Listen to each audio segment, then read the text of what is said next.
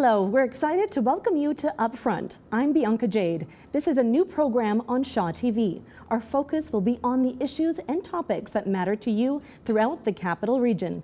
This is your program. Reach out to us on social media and join the conversation. It's an opportunity to have your say and your questions answered. Tonight, I will be doing my best to make sure that happens. That's my job. Welcome to Upfront.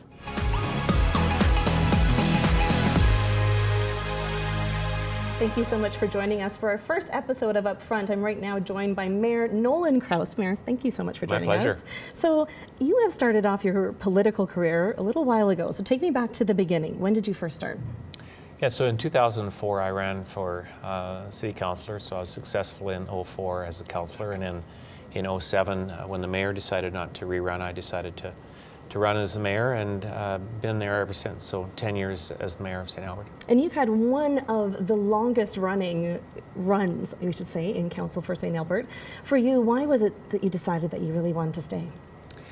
Well, my interest is service to others. If you look back at my history of in community and wherever I've lived, it's really trying to serve the community. Served mostly in sports over the years, and then decided that I would try my hand in politics. I wasn't sure if I was going to enjoy it when I first entered it, because after 30 years in business, I wasn't necessarily sure if I was going to enjoy the political side, but the serving of others has been a passion in my life, and I continue to do it and can want to continue to do it.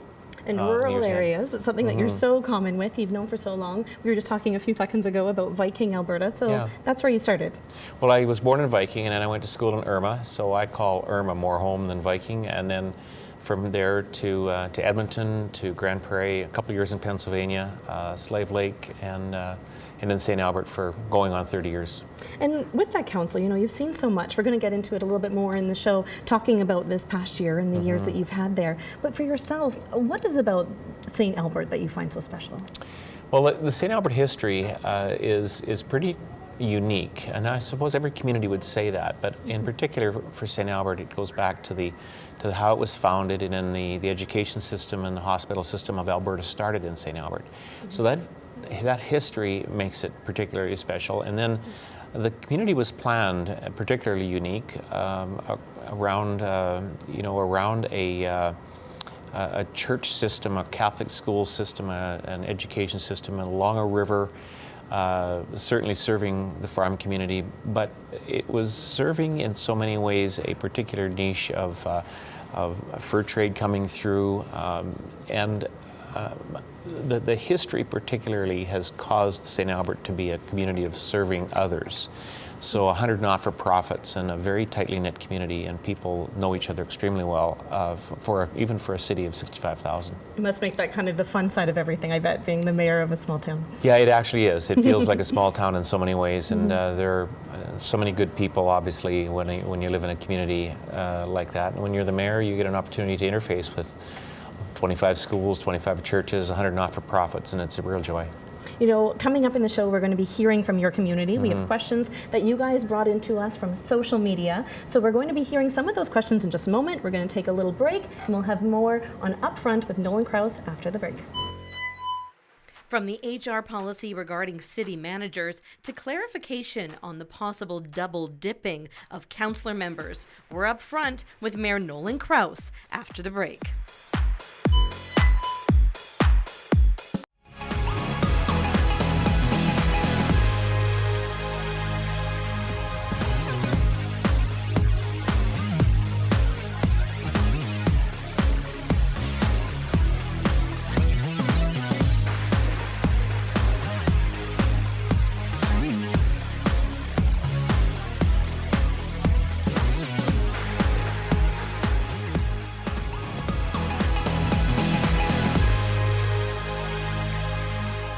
Welcome back to Upfront. We're here at Shaw TV, and we're proud to have Nolan Crouse here in the studio. It's such an opportunity to have you here because you're having a little bit of a change in career. We're going to get to that coming up in the show, but right now you've had an interesting year as Mayor 2016. We have some of the questions. That last question there was, after recent events, should the city manager hiring process be tweaked? So explain a little bit of the backstory there. Sure. So over a period of years, the hiring processes always change in a corporation. So We've hired 3 city managers in the past dozen years or so, and each time it's a little bit different because the community has a need for a particular period of time. It's a little bit like a head coach from a hockey team, I suppose, if I can use that kind of simple analogy. So as the needs of a community changes, the needs of a city manager changes. So in each case, when we hire a city manager, we do use an external hiring agency to help sort through. I can understand the question, because the question would be, did we make a mistake when we hired our city manager? Well, in reality, we hired a city manager in, 2012, Correct. that had a particular skill set that we wanted in our community. We wanted to bring to the corporation a manager that had a strong business focus, one that could attract business, and we hired, and we kept that city manager for 4 years, and our next city manager has a different focus. So it's not necessarily the hiring procedure that needs to be changed, because we kept the same hiring procedure. It's the criteria of who we hire and what we want in a city manager. So this city manager is more focused kind of on. And once you've gone through that HR process, it comes to you, the council, and that's the final say? Yes, absolutely. Well, actually, this HR process was led by council. So council led it right from the beginning to the end. We hired the firm Conway Ross, and then also did the interviews. We did the shortlisting. We did all that.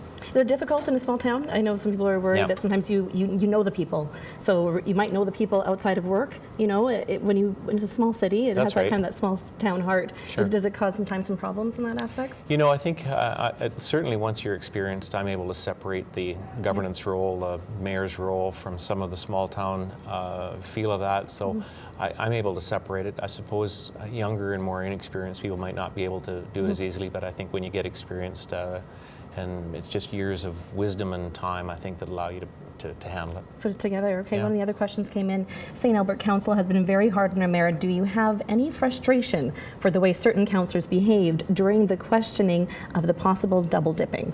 So I know there was some challenges with the finances. Well, first of all, I appreciate the question. The question is really rooted at were our expense policies proper? So we've gone through an entire review of the expense review. I'm not going to answer really the question of were councillors hard on me. But that being said, I do understand the basis of the question. And I think that when it comes to expense policy, you need to have them very, very clear, because the public expects it to be clear. In my particular case, I ended up with, after all the expense reviews, I ended up with a $3,000 credit and enough money to go to Hawaii. But that being said, we had to clean up all our procedures, because if you looked at all of the council, all 7 members of council, almost all of them had to have their expense accounts corrected in some fashion. And so was it difficult? It's difficult when you're challenged on your expense reports. And then to have all of the audits done, to end up getting almost $3,000 in refunds, it's painful to go through the criticism, and then to have a credit. It just felt, it's not one of those things that was comfortable. But anyway, it's all behind us, and all the credits and debits have been taken care of by all of the council members, and all the expense reports have been corrected, as well as policies have been put in place to correct any problems in the future. Now we talked a little bit about your role in the community, and one of the young girls wrote into us saying that you're a gem. You often hand out gifts to children, that she remembers as a young girl receiving gifts for free tickets, and now her child receives the same thing. So I've experienced that too in St. Albert. So you're quite well known, and you're quite open to the public, very much an open door policy. Yeah, so what we implemented about 10 years ago was a Positic program, where you catch youth doing good things. And I didn't know that question was coming, but I carry these tickets in my pocket. And it's a Positic. And so what you do is, if you find a youth who is doing something that you look at, you say, that youth deserves a Positic. So it's a free bus pass and a Positic. So I don't know how many of these I've handed out, but I think it's in the 10 to 15,000 over the 10 years. So I'm always handing these out with youth and programs where kids are doing good things, whether it be on stage or whether it be at a sporting event or whatnot, or just if they're with their parents and smiling, they get a ticket. So you catch somebody doing something right. So I may very well have caught this youth doing something right. And then they've got and it it is really part of my brand. So I have these in all of my suit pockets and always looking for kids. proof And is it's in an the opportunity. pudding. It's really an opportunity to engage with youth. Fantastic. Okay, we've got more with Nolan Crouse coming up after the break. Have you always wanted to live in St. Albert but are curious if it's only for the elite? Well, we break down that stigma after the break.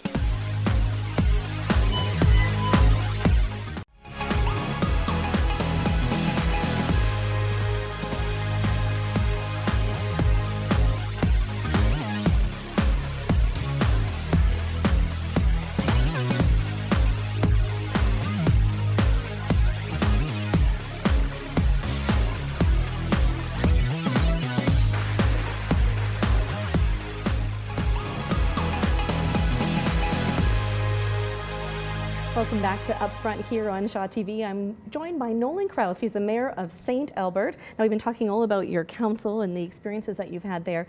You know, when people often hear of St. Albert, sometimes it's a good thing and other times it's not the best thing. They refer to it often as such an affluent community. One of the responses that we had was, I'd love to live in St. Albert, but it's just not for me. I'm not one of the elite. Do you hear that often about your community, and is that a frustration that council has to go through? You know, we do hear it once in a while, and in many ways it is deserved, and in many ways it's not deserved. The community was built really as a bedroom and a commuter community. So that being said, St. Albert, or in any community, needs to be inclusive of all. We need to be able to make sure there are amenities and facilities for anyone who wishes to live in a community. And so we've really put a lot of effort in the last 10 years in making sure we diversify our housing stock. So that there is everything from a small apartment to duplexes, triplexes, fourplexes. And that's our next question for you. I'll pause you there. Is that the low-income housing, in the situation that in St. Albert, we've had responses from both sides. Some people saying, not in my backyard.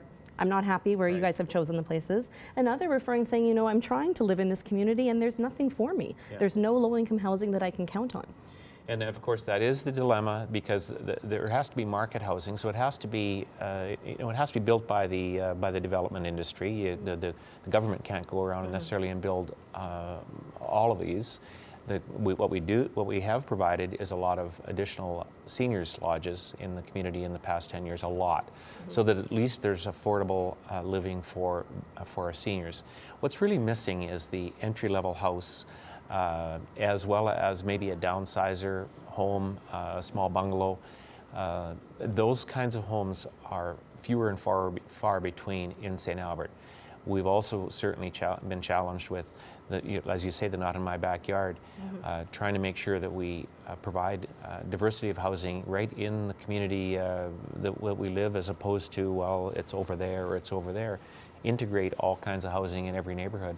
You spoke about the seniors, and I've had the opportunity to go to some of those sod turnings, and you've been there. And one of the last sod turnings I went to with the senior housing, they were able to share, you know, we're already booked. Yes. As soon as this place will be built, there's going to be nobody, you know, there's another list of people that are searching for that place to live. How difficult is that, especially in our rural parts of Alberta? Yeah, well, certainly we're fortunate in St. Albert. People of all ages do want to live in St. Albert. Now, well, let's talk about the seniors. So we have a high percentage of rural folks, even Edmontonians, wanting to move from Edmonton to St. Albert, or people from Ontario or Manitoba, because their kids are here or their children are living in St. Albert. So what we need to be able to do is provide additional housing. So we are an attractive place to live. We're very, very safe. We have a hospital. We have great medical facilities, lots of doctors. Contrary to what people believe, we do have a lot of family doctors in St. Albert, and so we've become a destination. You don't want to become a full retirement community. You want to have a community for all. But we're certainly our desired place to retire and live as seniors. Lots of trails, lots of places to walk, and lots of places to recreate. Service Place, Credit Union Place, a great place. Real Park, great places to recreate for adults. We'll get into your next stage in just a moment here, but right now this is going to be your last year as mayor. You've already announced that you're no longer going to run again as the mayor of the community. As you look back, what has been the most challenging year you've had? Was it 2016? One viewer had thought that 2016 was the most challenging year. Yeah, I think the most challenging year probably was 14 because we were really moving into a four-year council term, and our first year trying to build a team with a new council. And that was a challenging year. In addition to that, trying to set really our mandate for a four-year council plan, so 14, 15, 16, and 17. It's never easy to get 7 people together. We were a very diverse and are a very diverse thinking council. So to build a team for a four-year plan, it was a challenging year. That being said, the opening up of Service Credit Union Place in 2007 was also a challenge because we were moving forward on 2 very, very significant projects, building Service Place and then building what's called today Ray Gibbon Drive. Took on a lot of debt, and both of those were very divisive in the community. So we ended up building them, and we're better for it today. Well, you've said that you no longer are going to run for mayor again, but there's another step, and we'll get to that when we come back after the break.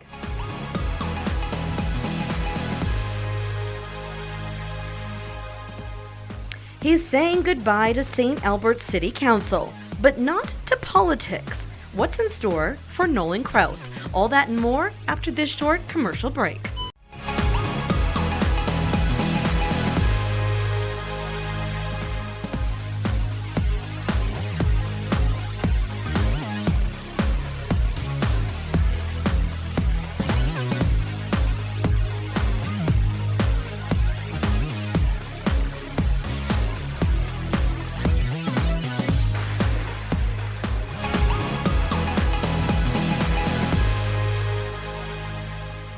Thank you so much for joining us here on Upfront. We're still joined by Nolan Crouse, the Mayor of St. Albert. Now, you've announced that you no longer want to run. One of the questions right there was, did this year's investigation into St. Albert City Council behaviors prompt your decision to not run again?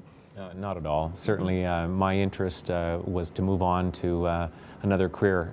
I'm still young enough to have another career, and I felt if I ran another term that I would really not be able to take another step in another career. And so it honestly had nothing to do with my decision. My decision was made really as I was finishing up the last year's budget. I was starting to really lock in that no, I'm ready to move on. And what have you decided to do? So I've just announced yesterday to seek the leadership of the Alberta Liberal Party, and it's a challenge that I'm intrigued by. It's a challenge that I'm motivated by. Right now the nominations are open, and I've put my name into the nomination process, and if I'm successful that by June, then this fall I will begin in earnest as it's a volunteer role to rebuild the Liberal Party. So I'm just going to pause you there. So I know you had mentioned previously before that you were a non-card member. Right. So for people at home, that meant that while your time as mayor, you decided that you didn't want to have any allegiance to any particular party, probably to remain nonpartisan. Right. When was it your decision changed that you really wanted to focus on the Alberta Liberal Party? Yeah, certainly. Well, I've always maintained, as an elected official in Alberta, now this is just for me, but I mean, as an elected official, potholes aren't Liberal or Conservative, so you know, as a municipal elected official, if you can just maintain nonpartisan view of things. As I observed the political climate in Alberta in the last year, I really felt that I wanted to enter into where I could be authentic, and I'm really authentic as a Liberal. And you know, I got some advice from some MLAs during this process, which was really is you need to run. If you're going to go provincial, run where you truly belong and where you truly feel authentic, and that's where I feel. And now that being said, it's also the largest challenge that's out there, because basically the Liberal Party needs to be rebuilt. The 87 constituency associations, the 87 ridings, the 87 candidates, all of that needs to be completely rebuilt because it's really bottomed out in the last number of years. So the challenge is there, it's where I fit, it's also it's a volunteer role to rebuild the party starting this fall, and that's what I'm going to see if I can So just to clarify with you, so should you receive the leadership of the party, you're going to finish out your term as mayor, and then you're going to move on. I'll finish the mayor's role. There's really not much that the leadership. There's not much I can do really during the summer and the fall anyway. But come November 1st, this is what I would do, and I would really full time just work to rebuild the party, and hopefully can have an influence on the next election in a significant way. And as long as we can rebuild the constituency associations, the ridings, and get the candidates, we'll be in good shape coming 2019. When you think of the political climate of Alberta at the present moment, we have the future of the Liberal Party. This is what you're striving Right. for. You think of the NDP and their relationship, rural and within the cities. The Uniting the Right is, the Conservatives and the Wild Rose are working together, and we have the Alberta Party that are kind of going through their own rebuild and their restructure.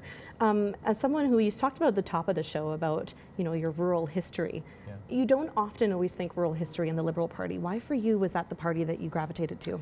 Well, I think over my lifetime I've really become a centrist in the way I think, and the Liberal Party. If you look at the history of the Liberal Party across Canada, really worldwide, Liberal parties really are a centrist party. It's really an inclusive party of all, a party that really values good free enterprise thinking, but also has a strong social conscience.